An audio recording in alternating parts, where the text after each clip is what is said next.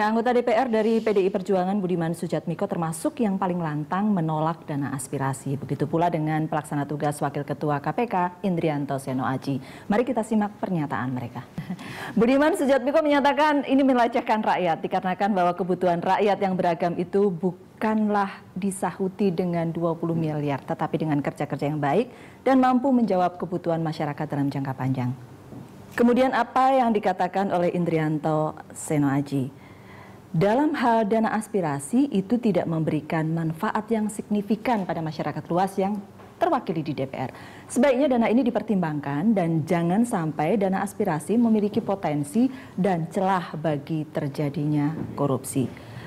Anggota Dewan yang setuju ada Pak Nasir di sini dan sudah menyampaikan lebih banyak pernyataan daripada yang di grafis. Ya, karena bagaimanapun juga ini kan masih jalan, aturannya juga masih dibuat. Dan harus berani, DPR harus berani. Ketika sudah memutuskan harus berani. Kalau kemudian tadi misalnya PLT pimpinan KPK mengatakan ada celah, khawatir ada, makanya mari kita sama-sama kita bedah ini supaya tidak ada celah korupsi di dalamnya. Ya, itu juga masukan kan bahwa kemudian ketika aturan mau dibuat. Ya orang yang tidak setuju, orang yang beropini negatif juga mesti saya pribadi juga kalau kemudian nanti dalam prakteknya, kemudian dalam perjalanan sampai 23-25 Juni nanti kira-kira bermasalah, saya juga akan mengundurkan diri, nggak berani untuk mengambil itu. Gitu Oke, Pak Nasir. Saya mau tanya Mas Nazir aja. Anda kira-kira atau teman-teman di DPR itu kira-kira membayangkan apa kalau ini sudah lolos? Lalu kemudian datanglah ke daerah, saya sudah selesaikan dan saya memperjuangkan aspirasi Anda tinggal tunggu proyek yang sudah saya perjuangkan. Atau bagaimana kira-kira gambarannya? Karena bagi saya begini, 3 kali berjuang bagus-bagus saja. Saya tidak tahu akan seperti apa ketika setelah 3 kali apakah akan lolos atau tidak. Tapi kali ini kelihatannya lolos ya, Pak Nasir, lebih punya kans untuk lolos. Kelihatannya lolos ya kali ini. Kan ini kan cerita semua mengklaim ini aspirasi dari bawah. Lalu kemudian Anda akan kembali lagi ke sana, bukan anggota-anggota DPR setelah lolos itu. Ini political campaign yang juga bagus. Makanya saya tanya, kira-kira imajinasi teman-teman itu seperti apa ketika kalau dilolos? Iya, jadi pertama memang ini sudah diputuskan di paripurna, ya.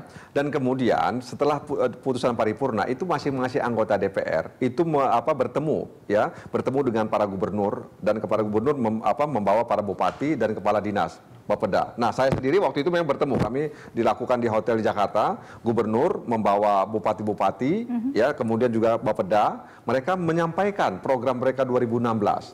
Ya, dan banyak hal yang memang belum bisa dihandle, ya, belum dihandle. Meskipun misalnya Aceh, daerah pemilihan saya punya otonomi khusus, mereka punya dana dari dana-dana misalnya DAO, kemudian dana bagi hasil migas dan lain sebagainya. Tapi itu juga ternyata tidak cukup menghandle persoalan di lapangan. Kalau misalnya kita datang ke daerah kabupaten kota, itu ditambah sekian triliun juga saya sih merasa tetap tidak akan cukup gitu. Tetapi jangan pakai perasaan dong, pakai perasaan, ya. Kita lihat dari lapangan.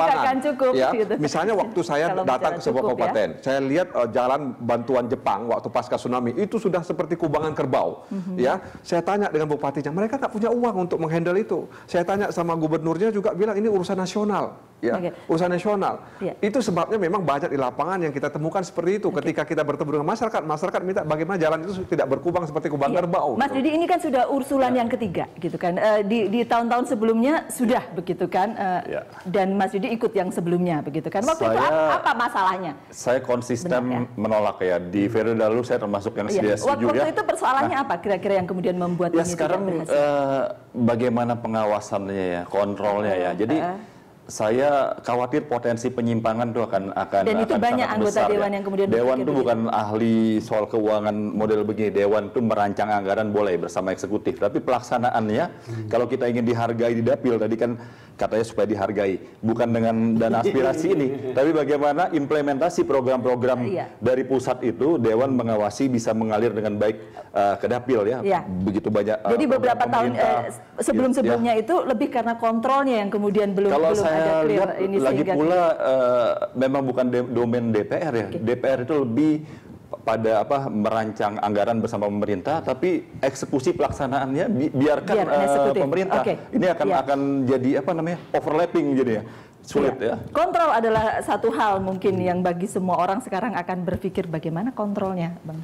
Ya, begini aja faktanya adalah bahwa berbagai survei image DPR kan nggak bagus.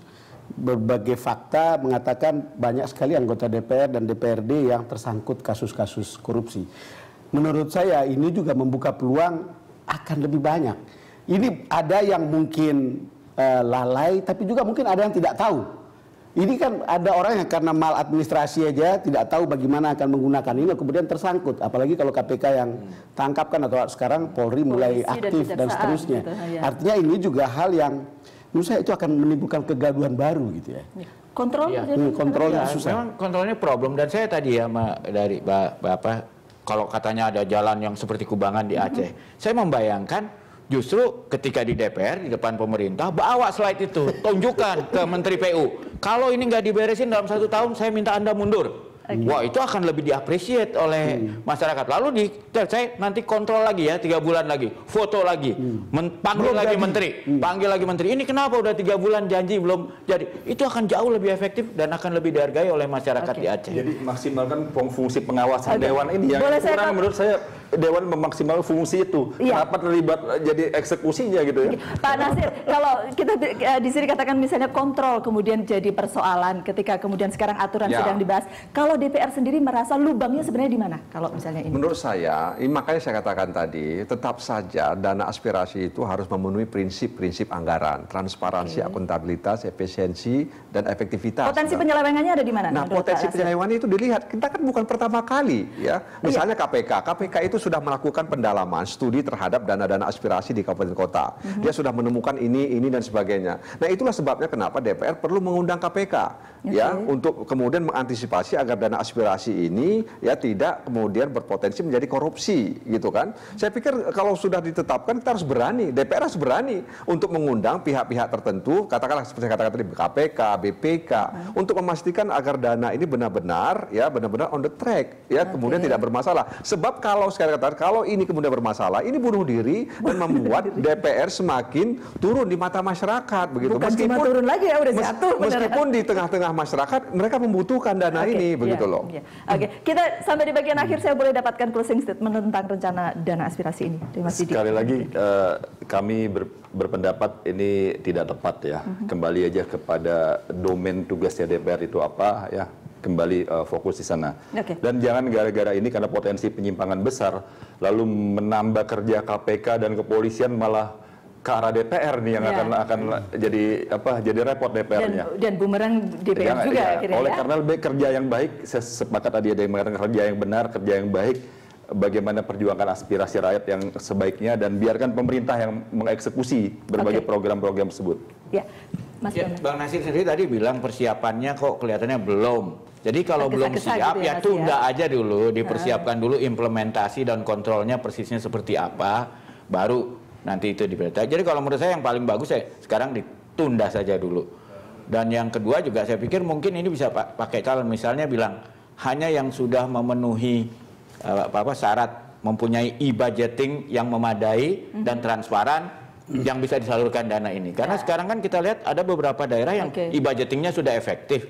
Kenapa daerah-daerah lain nggak mau ikut? Padahal bisa dikasih gratis tuh dari Surabaya ditawari. Pak Nasir. Ya, saya pikir tetap saja DPR ketika sudah memutuskan di paripurna berusaha untuk mencari informasi yang akurat sehingga kemudian dana aspirasi ini benar-benar bisa menindaklanjuti aspirasi masyarakat. Ya, jadi kalau kemudian ada anggota dewan yang nggak setuju, sampaikannya secara terbuka di paripurna. Toh waktu diputuskan di paripurna saya hadir, nggak ada anggota dewan yang protes, yang menolak terkait dengan dana aspirasi ini. Bahkan ketika waktu itu pimpinan DPR mengatakan, apakah Anda setuju dengan dana aspirasi ini? Setuju semuanya, ya, bahwa kemudian itu diserahkan kepada pimpinan untuk diatur juklak dan juknisnya. Nah, itu saya harapkan. Jadi memang pimpinan DPR karena ini persoalan besar, karena ini menyangkut dana 11 triliun lebih, maka ini harus dikelola dengan baik. Kalau memang DPR ternyata tidak mampu, ya batalkan. Saya pikir begitu. Saya hanya mengutip tulisan 2 pakar. Saya kutip sedikit saja. Mereka bilang begini, satu pakar mengatakan mereka, maksudnya DPR,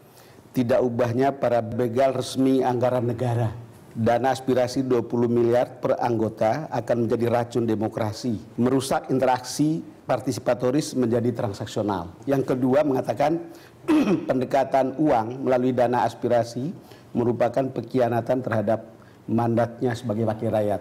Sebetulnya pendapat ini saya kutip saja dari Niko Haryanto dan Yunarto Wijaya, bukan pendapat saya. Siapa tahu banyak orang juga yang pendapat seperti itu.